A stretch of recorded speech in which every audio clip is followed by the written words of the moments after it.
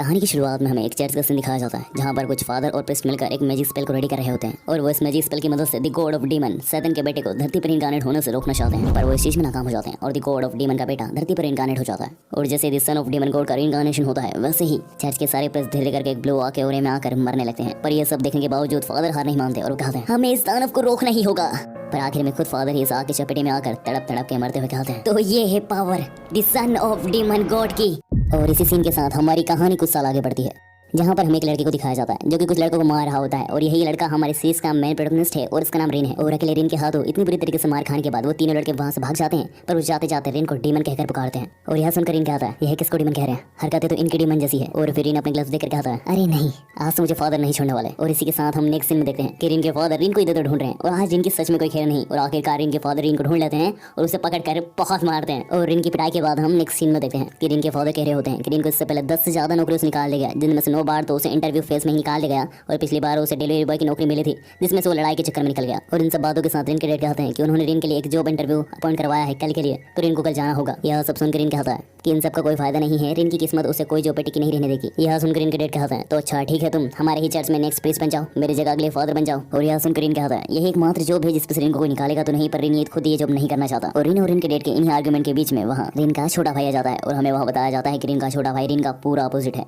मतलब जहाँ पर इनको पढ़ने का बिल्कुल शौक नहीं है उसके छोटे भाई को पढ़ने का बहुत शौक है, और जहाँ पर इन पूरा बेरोजगार है उसका छोटा भाई स्टडी कर रहा है। और यह सब सुनकर इन गुस्से में कहता है चुप हो जाओ तुम। और जैसे रिन चिल्लाता है वैसे चर्च में का हीटर भभकता है, पर उसमें से लाल की जगह नीली आग निकलती है। और उस आग को देखकर इनके डैड कहते हैं यो कि तुम एक काम करो, रिन को अंदर ले जाओ और उसकी मरहम पट्टी करो और उसके कपड़े बदल दो। और फिर हम नेक्स्ट सीन में देखते हैं कि यो क्यों रिन के हाथों में पट्टी लगा रहा होता है और वो पूछता है आखिर आज फिर तुम्हारी किस बात पर लड़ाई हो गई। जिस पर इन बताता है कि वो इस बार नहीं लड़ना चाहता था, पर जब उसने देखा कि कुछ लोग जिंदा कबूतर पे निशानेबाजी की प्रैक्टिस कर रहे हैं तो उसे रहा नहीं गया और वो कबूतर को बचाने के लिए उन लोगों से लड़ पड़ा। और इन्हीं सब बातों के बीच में योक्यो रिन के हाथों में बैंडेजेस लगा देता है और जिसे महसूस करके रिन को काफी अच्छा लग रहा होता है और कहता है तुम्हारा शुक्रिया योक्यो मेरी हमेशा बैंडेजेस लगाने के लिए। और यह सुन के योक्यो उदास मन से कहता है पर मैं 7 दिन नहीं लगा पाऊंगा, कुछ दिन में मैं अपनी आगे की पढ़ाई के लिए हाई स्कूल जा रहा हूँ इस जगह को छोड़ के। और यह सुनकर रिन भी कहता है कि हाँ वो भी कल अपने पापा की बात सुनकर जॉब इंटरव्यू पे जाएगा। और ये सारी बातें सुनने के बाद चर्च का एक वर्कर रिन को अपना ऑफिस सूट देकर कहता है ये पहन कर जाना, तुम्हारा इंप्रेशन अच्छा रहेगा। और इसके बाद हमें दूसरे दिन का सीन दिखाया जाता है जहाँ पर रिन टाई पहनने में बहुत ज्यादा मशक्कत कर रहा होता है और फिर वो बिना टाई पहने ही इंटरव्यू पे जाने लगता है। और ऐसे रिन को बिना टाई के जाते हुए रिन के फादर भी देख लेते हैं और वो रिन के पास आकर रिन की टाई बांधने लगते हैं। और जिसे देखकर रिन कहता है अब मैं बड़ा हो चुका हूँ फादर। जिसे सुन के फादर कहते हैं कौन बड़ा हो गया, मुझे तो यहाँ कोई नहीं दिखाई दे रहा, इधर है क्या, इधर है क्या। और इसके बाद हमारा सीन चेंज होता है और हम देखते हैं कि रिन अपने ऑफिस में पहुंच चुका है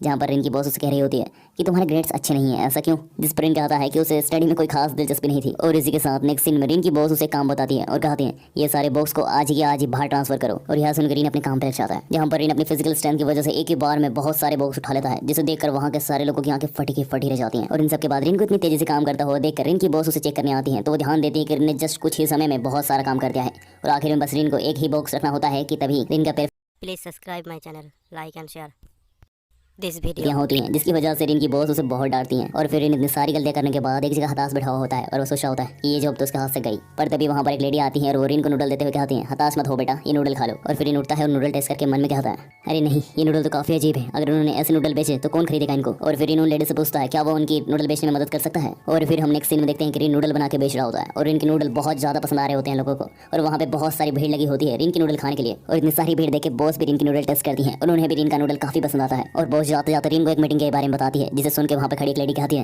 रिन कांग्रेचुलेशन, तुम्हारी जॉब लग गई। और यहाँ सुनकर रिन के मुंह पे एक अलग सी खुशी झलक जाती है। और इसके बाद हमें नेक्स्ट सीन में इवनिंग का सीन दिखाया जाता है जहाँ पर वो अपने घर पे फोन लगाकर बता देता है कि उसकी जॉब लग चुकी है। और यहाँ सुनकर चर्च वाले सारे लोग बहुत खुश होते हैं। और यहाँ सुनकर रिन के डैड कहते हैं इसी खुशी में सुखियों में तो तुम जल्दी घर जाना। और यहाँ सुनकर रिन भी काफी एक्साइटेड होता है और रिन इस एक्साइटमेंट के साथ फोन बुथ से बाहर निकलता है। और तभी वो देखता है कि एक लड़की एक मफलर के पीछे भाग रही होती है। फिर रिन उसके पास आकर उस मफलर को पकड़ता है और उसे देने लगता है, पर तभी रिन ध्यान देता है कि वो लड़की उस मफलर को देखकर डर रही होती है। और फिर रिन उस मफलर को ध्यान से देखता है और वो देखता है कि उस मफलर के कॉर्नर पर एक डीमन ने उस मफलर को दांत से पकड़ा हुआ होता है। और फिर जैसे उस डीमन को देखता है मानो वो डीमन तो बहुत ज्यादा घबरा जाता है और वो उसे देखकर वहाँ से भागने लगता है। और फिर वो डीमन रिन से डरकर उस मॉल में भरा जाता है जिसमें रिन काम करता है। और फिर रिन भी उस डीमन के पीछे जाता है ताकि वो उस लड़की का मफलर उससे ले सके, पर उस छोटे से डीमन की वजह से मॉल में बहुत ज्यादा तबाही मचाती है। एंड इवन उस डीमन की वजह से उस छोटी सी बच्ची पर एक कबड़ आकर गिरने वाला होता है, पर रिन सही समय पर आकर उस बच्ची को बचा लेता है। पर ये सारी तबाही का अंजाम रिन के ऊपर लग जाता है क्योंकि रिन और उस लड़की के अलावा कोई भी इंसान इन डीमंस को अपनी आंखों से नहीं देख सकते। अब ऐसा क्यों है ये तो हमें कहानी में आगे पता चलेगा। और इसी के साथ हमारा सीन शिफ्ट होता है और हम देखते हैं रिन के घर को जहाँ पर इनके फादर पूछ रहे होते हैं इतनी रात हो गई आखिर रिन अभी तक आया क्यों नहीं। जिस पर इनका छोटा भाई कहता है ओके मैं बाहर ढूंढने जाता हूँ उसको। और इसके बाद हम देखते हैं कि आखिरकार योक्यो कुछ समय बाद रिन को ढूंढ लेता है और रिन गार्डन में एक झूले पे बैठा हुआ होता है जहाँ पर योक्यो रिन के पास जाकर पूछता है कि आखिर वो घर क्यों नहीं आया। जिस पर रिन उदास मन से कहता है कैसे आता, मुझे फिर से जॉब से निकाल दिया। यह सुन के योक्यो कहता है कि चलो कोई नहीं, तुमने अपना बेस्ट दिया, पापा इंतजार कर रहे हैं, चलो घर। और फिर रिन योकी को कहने पर घर के लिए चल पड़ता है। और फिर रिन जैसे ही घर आता है तो वो देखता है जिस लड़की को उसने बचाया था उसके फादर रिन के पापा को शुक्र अदा करने आए थे उनकी बेटी की जान बचाने के लिए। और उस लड़की को अलविदा करके रिन के डैड रिन को चिल्लाते हुए कहते हैं, आज तुम्हें खाना नहीं मिलेगा, ये देख रहे हो बिल, तुम्हें कितना नुकसान क्या है। और इसके बाद हमें नेक्स्ट सीन दिखाया जाता है कि आधी रात को रिन के फादर एक छुपे हुए ठिकाने में जा रहे होते हैं, जहाँ पर वो एक संदूक को खोलते हैं और उसमें एक तलवार को देखकर कहते हैं, अब ज़्यादा समय नहीं बचा है, वो इसे ढूंढ लेंगे।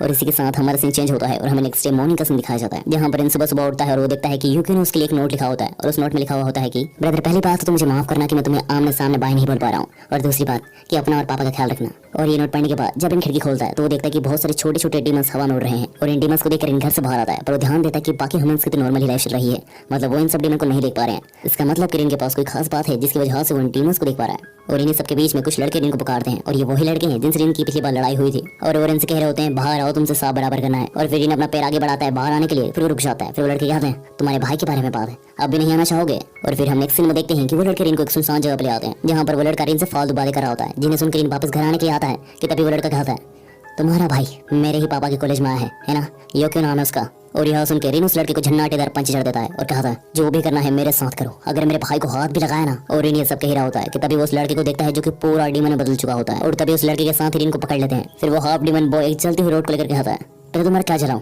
हाथ, पैर या फिर आंखें। और यह सुनकर रिन बहुत जोर से चिल्लाता है, जिसकी वजह से एक ब्लू आग उसको कवर कर लेती है और उसे प्रोटेक्ट करने लगती है।